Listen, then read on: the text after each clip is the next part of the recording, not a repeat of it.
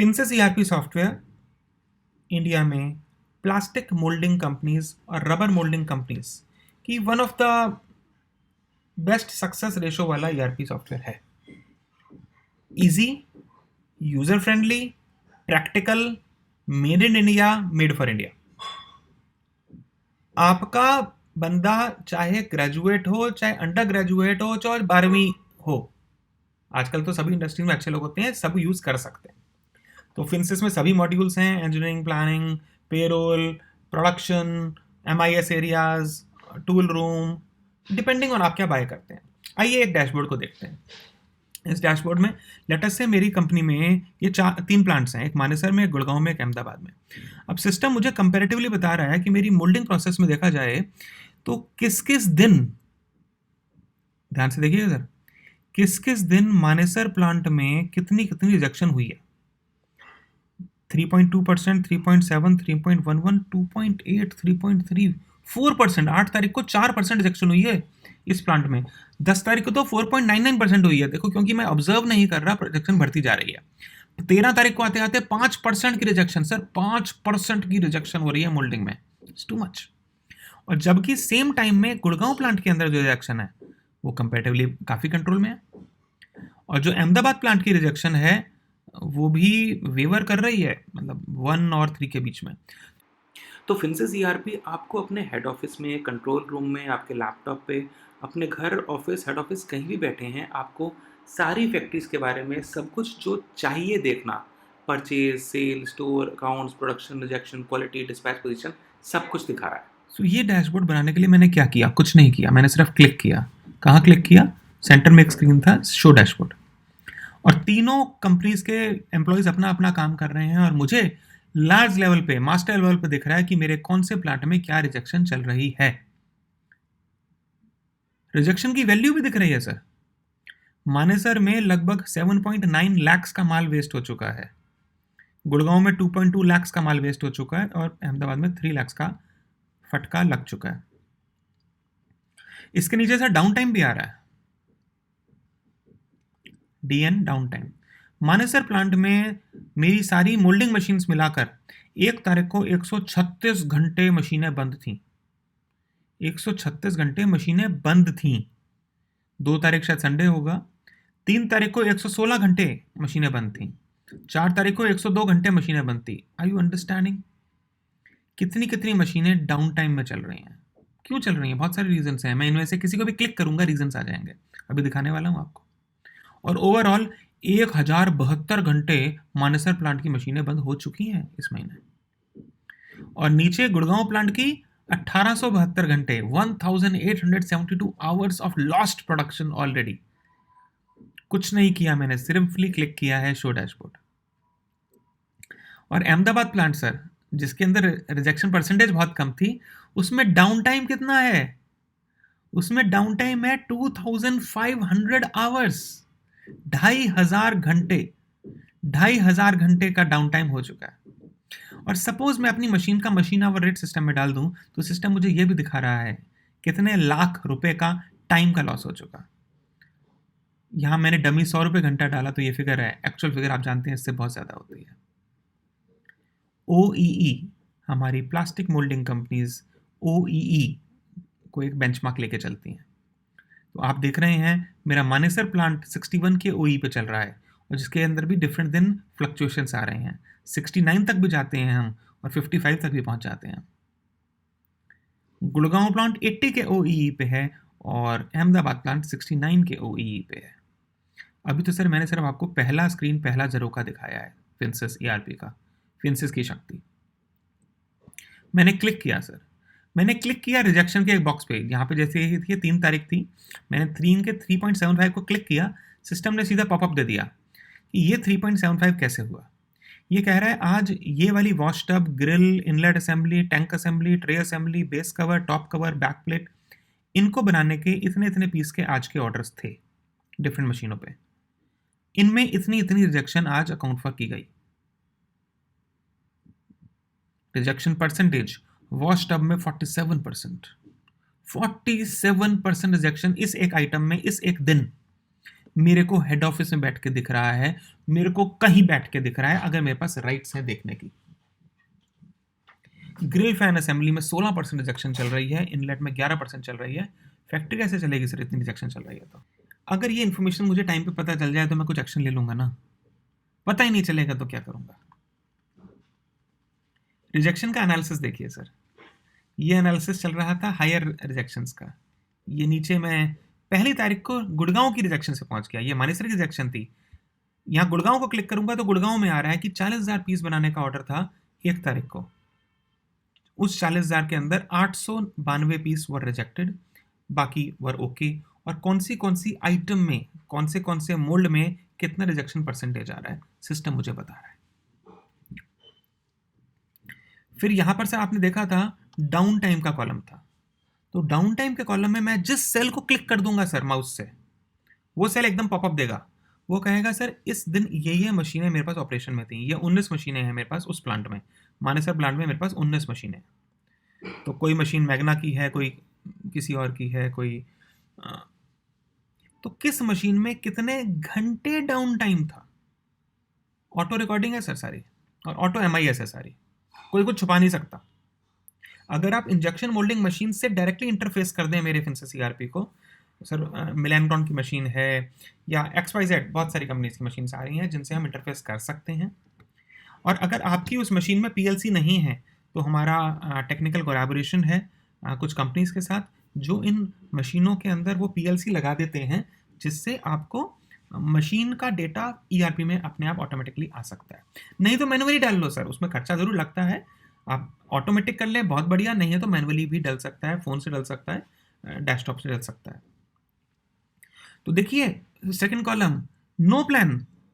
भाई ये 550 टन की जो SM2 मशीन है, 480 मिनट्स ऑफ दैट डे, 4/11 की बात हो रही है, 480 मिनट्स प्लान नहीं था, इसलिए मशीन खाली थी। Can you understand that? Can you believe it? Can you allow it? उस दिन 4 मशीनें इसलिए खाली थी क्योंकि उनको प्लान नहीं दिया। चलो अच्छी बात है, बट यार मार्केटिंग क्या कर रहा है फिर? बंदे को सैलरी तो दी आपने, मशीन भी चालू है, सब कुछ चालू है, तो प्लान नहीं था। सेकेंड कॉलम है under maintenance, under tool room. इतनी मशीनें टूल रूम की वजह से डाउन है, इतनी मोल्ड चेंज में टाइम वेस्ट हो रहा है, नो मैन पावर लकीली नहीं हुआ, रॉ मटेरियल की शॉर्टेज की वजह से। देखिए ये वाली जो मशीन है 700 टन की, ये 300 मिनट उस दिन इसलिए बंद रही, उस शिफ्ट में 300 मिनट। सर एक शिफ्ट में कितने घंटे होते हैं? आमतौर पे 8 घंटे। 8 घंटे इंटू 6, 60, 480। 480 में से 300 मिनट तो माल नहीं पहुंचा, इसलिए मशीन खाली थी। 180 मिनट में क्या कर लोगे? So this is the information system is giving you automatically on your finger tips, and is being used by more than 150 factories across India and various parts of West Asia and Africa for their plastic molding needs.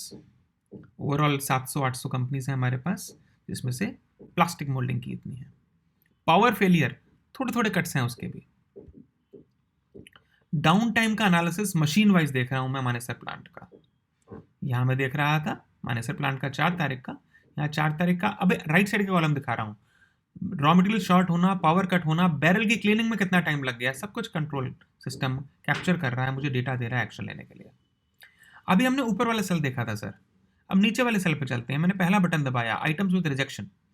जैसे items with rejection दबाया, system अपने आप बोल रहा है sir Manesar plant में ये item, back cover assembly, back plate, back assembly Raja, back assembly Swadeshi 1, Swadeshi 2, basket door L, basket door R, L और R मतलब लेफ्ट और राइट। कितने रुपए की रिजेक्शन हो चुकी कौन से आइटम की? वहां पे कंपनी लेवल पे था, डे लेवल पे था, अब डे वाइज आइटम वाइज बात हो रही है कि कौन सी आइटम कितनी खराब थी, कौन सी आइटम में कितनी रिजेक्शन आ रही है और किस किस दिन कितनी रिजेक्शन आ रही है। देखिए यहाँ 3% रिजेक्शन, 4%, 3%, 1%, 1%, 9% रिजेक्शन। किस किस दिन किस आइटम में कितनी रिजेक्शन आ रही है। Beautiful reports. ये सब कुछ ऑटोमेटिक आ रहा है, किसी ने, इंसान ने डेटा नहीं डाला, ये अपने आप डेटा आ रहा है बेस्ड ऑन किसी ने अपना काम किया। उसे काम करना चाहिए और वो करेगा, क्योंकि वो काम नहीं करेगा तो शिपमेंट नहीं जाएगी। इनवॉइसिंग को लिंक कर दिया सर प्रोडक्शन के साथ, मोल्डिंग करोगे, पहले मोल्डिंग, फिर उसकी deflashing if any, powder coating if any, packing, inspection and out. हर स्टेज के ऊपर माल को मूव आप ईआरपी के थ्रू कर रहे हो। अगर आप स्टेज पे काम नहीं करोगे, डेट मीन्स काम नहीं हुआ, शिपमेंट नहीं जाएगी। और सही माल ही जाना है तो ऑटोमेटिकली यू नो किस दिन एक्चुअली क्या शिपमेंट जानी है, किस दिन क्या रिजेक्शंस हो रहे हैं। आपने कहा मुझे जरा सेकंड बटन दबाओ, मशीन विद डाउन टाइम। तो कौन सी मशीनें हैं मेरे मानेसर प्लांट में, किस मशीन पे किस दिन कितना डाउन टाइम हुआ। सर ऊपर आप ध्यान से देखें, ऊपर अगेन प्लांट लेवल पे था, मानेसर प्लांट में कितना डाउन टाइम, गुड़गांव में, अहमदाबाद में कितना डाउन टाइम। अब मैं मानेसर प्लांट में ड्रिल डाउन कर रहा हूं, कौन सी मशीन पे कितना डाउन टाइम। तो आप देखेंगे कि मेरी जो 1000 टन की ये ऊपर की 3 मशीनें हैं, पहली मशीन 72 घंटे इस महीने बन रही है, दूसरी 33 घंटे, तीसरी ऑलमोस्ट 80 घंटे बन रही है। 80 घंटे अगर मशीनें बंद रहेंगी sir, it's like lot of capacity wastage. तो किस किस दिन कितने घंटे मशीन बंद रही है, इसका भी रीजन वाइज एनालिसिस आप देख सकते हैं। बेस्ट 10 मशीन्स कौन सी हैं, अगला बटन था बेस्ट 10 मशीन्स। तो अपने बेस्ट 10 मशीन्स लिखाया, सिस्टम कह रहा है Gurgaon Ahmedabad taken together, Manesar taken together, इस मशीन में इतना ओके प्रोडक्शन आया, इतने आवर्स वर्किंग थे, इतने नॉन प्रोडक्टिव आवर्स थे, और मेरे नॉन प्रोडक्टिव आवर्स की रेशो इतनी है 5%, 6%, 8%। वर्स्ट मशीनें बताओ। ये देखो सर, ये मानेसर प्लांट की मशीनें और कुछ अहमदाबाद प्लांट की मशीनें हैं जो 32% और 26% नॉन प्रोडक्टिव भी रही हैं। They were non productive so much percentage, 32% of time was non productive. It's criminal waste. Machine है, इंसान है, रॉ मटेरियल है, तो लफड़ा क्या है। इंसान टाइम पे मशीन पे नहीं पहुंचा, डाई नहीं थी, डाई में ब्रेकडाउन था, कोई स्लिपेज थी, बिजली की प्रॉब्लम थी, लफड़ा क्या था, वो लफड़े अभी हमने पीछे देखे थे। नेक्स्ट पॉइंट आया बेस्ट 10 मोल्ड्स। तो जैसे यहाँ पे मशीनों की बात करी, अब हम मोल्ड्स की बात करते हैं। भी कौन से मोल्ड के अंदर कितनी प्रोडक्शन टारगेट था, कितना ओके हुआ, कितना रिजेक्ट हुआ, कितना रिजेक्शन परसेंटेज है।